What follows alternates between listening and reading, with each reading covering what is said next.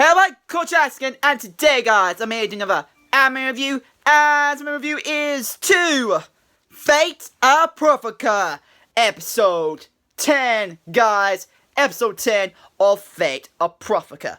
So let's get into it. And yes, before I get into it, sorry for this review being late. If you didn't watch my Boku no Hero Academia review, the reason why I was late, I didn't fill up the review mainly because I was doing so many live streams I had done pretty much 2 live streams overall, but 2 days in a row, and they were both 5 hours long, and I was doing them during late in the night. So 5 hour long during late in the night, not good for my sleep. So I end up fortunately not having enough energy to review these episodes during then, but I have energy right now. So anyway, sorry about that, but anyway, let's get into the review of Fate Apocrypha episode 10. So in this episode, pretty much it only focused on one specific battle, and the battle that was going on was mainly between Astrofold and Mordred's fight. During the fight, as we guys know at the end of the previous episode, Sig comes in and to try and defend Astrofold from Mordred's attack, mainly because after all Astro did save, and obviously he wants to protect Astrofold because of he sees it as a friend, or as a companion, as a savior. He wants to protect him. Unfortunately,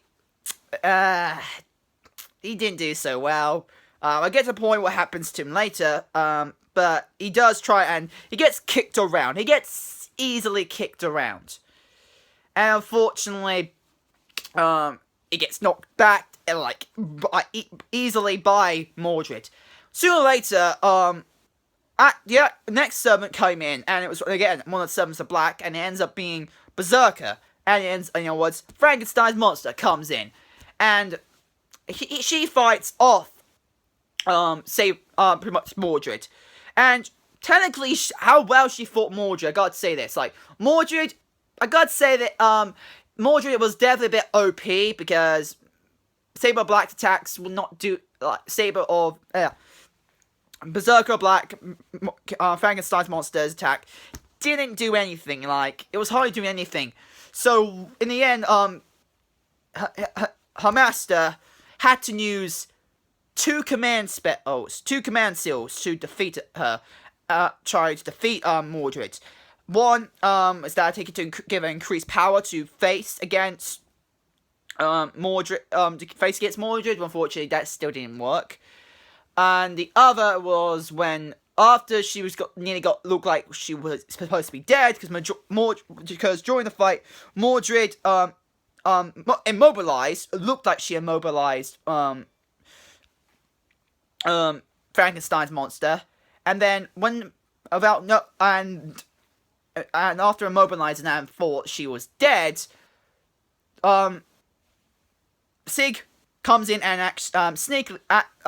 actually gets a blow in on Mordred. He comes in, charges in, and stabs her in his sword into her, but on the side, and it didn't look like it really did anything. She didn't flinch, because I take it she can feel it, but she decides to kill it from Sig, and what she does, she ends up stabbing Sig with her sword, and pretty much killing Sig. Pretty much killing him in a way. And after the taking out Sig, her master tells Mordred's master tells her that this is do you check if that Frankenstein is dead? Have you checked that Berserker Black is dead? And she was like, how can she not be dead? Because she believed she gave her a killing blow. And then she noticed she was not there. Mainly because of her being an artificial creation. Anyway, obviously, she will have a bit more extra life force and extra life suppression than a normal creation would have. and she comes in and pounces onto Mordred and about to use her normal phantasm now, and it looks like it's called the Burst Tree.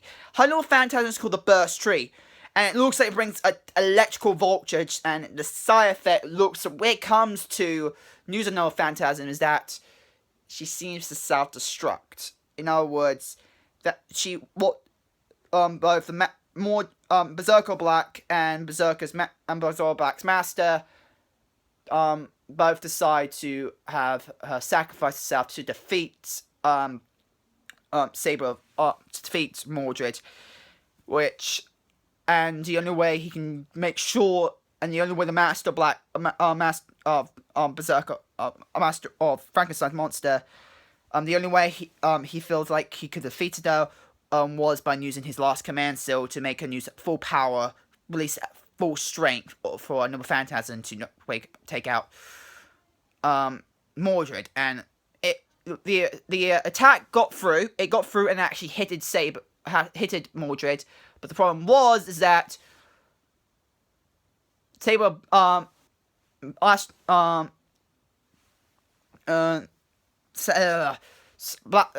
Berserker Black as master, he didn't take into account that Saber Red, in other words, Mordred's master, would also have command seals, and he knew that, even though he knew it, he completely forgot that. You could say when he thought about that idea, and emotionally feels regret for it, mainly because he deeply cared for Frankenstein's monster. He deeply cared for her, and with a command seal from Mordred's master, Mordred survived the phantasm, and unfortunately, Berserker Black, Frankenstein's monster, unfortunately died because of self-destruction, because of another phantasm. So, unfortunately, her master, unfortunately, feels now regret that he had to sacrifice her like that, and he wasted a possible weapon that she could, or possible chance of defeating without losing his servant like that, and without regretting that it didn't actually work in the end. And it did leave, but it did give a serious injury. Did give some serious injuries to Mordred, but Mordred was able to, you can say, but Mordred was able to kill herself in the end. So she does look like Mordred does seem to have very good healing powers. The injuries she's got, I'm surprised she was able to survive with those injuries. Even though she's a servant, those injuries, I didn't expect her to actually have enough regeneration ability to actually regenerate herself that fast as well. So she was able to regenerate, but then because of Astral being there and seeing both her ally and also the person she deeply wanted to save, in other words, Siegfried, both seemed to be dead. He decides to go out and fucking again fight out, enraging fight against Mordred. But then, out of nowhere, we get to see Sig in a dreamlike state or heaven-like state, where he encounters Siegfried again, and pretty much what happens is that Siegfried's overall heart, and I take it from what actually happened with Berserker Black's Frankenstein's monsters, Noah Phantasm. I think the Noah Phantasm sort of jolted. The Noah Phantasm gave a jolt to his heart, which, as we know, it's Siegfried's heart. Siegfried's heart's inside of him, and it must have caused this spiritual interaction between him and Sig and Siegfried. And what happens is that Siegfried gives his power to Sig. He gives his power to Sig, and in a way, by doing that, he was able to reincarnate himself back into the world in Siegfried's body, with, I take it, Sig's overall memory and also Sig's overall identity, but by still looking the same. He looks like Siegfried now. In other words, Sig himself is now Siegfried. Siegfried pretty much became Sig, or Sig became Siegfried. Just more, it's hard to say really overall, but that's what happened. Siegfried pretty much came back. Siegfried came back in Sig's body, which most people have predicted, and I somewhat predicted as well. I think I mentioned it before in my previous reviews that because of the beginning of the series, we saw Mordred and Siegfried fighting each other to the death in the battle, and that was like a future battle, so we didn't know when they were going to have that battle. But when we saw Siegfried die, that means the only way, and it was way before we even had even way before that battle began, the hypothesis that there was few possibilities how Siegfried was going to come back, and one of them was he somehow possesses or gets reincarnated into Sig's body, and ends up being the case. It ends up being Sig's body, but it doesn't look like he's overall Siegfried. He doesn't seem to be he does say, yes, I'm a faker. He says, I'm a faker. In other words, he understands that he's a fake servant right now. He's not the real Siegfried, or he's not a real servant. He's in a living creature's body. He's possessed it, or some way.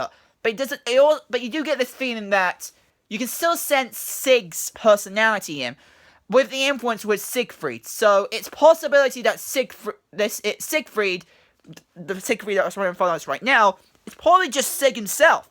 It's just now he got the power of Siegfried. And in the end of the episode, it's pretty much it shows us the beginning of their fight again.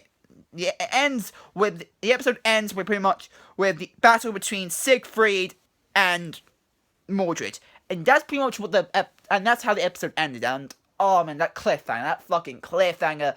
I want to see their fight. Because this is the fight we've been hyping for. But anyway, that's how the episode ends. So, oh man, and overall, I've got to say, the animation. Holy shit, the animation for the magic scenes with Mordred, Astrofold's fighting scenes, and Frankenstein's monsters. Oh my god, they're fucking awesome. All the actual energy, like the animation for that was fucking awesome. The overall fight looked and how Siegfried, technically also Sig as well, came back to life technically from the injury he got given. Fucking hell, looked fucking good. And yeah, and I can't wait for the next episode because it's gonna be fucking awesome. And yeah, that's what I got to say. And guys, that's my anime review to Fate of Apocrypha episode 10, guys. Hope guys I get my contract fans there. If you guys want to send fan mail, guys, just down below my address there. And yeah, hope you guys like it. Comment, like, subscribe, and I'll see you guys there. Bye, guys.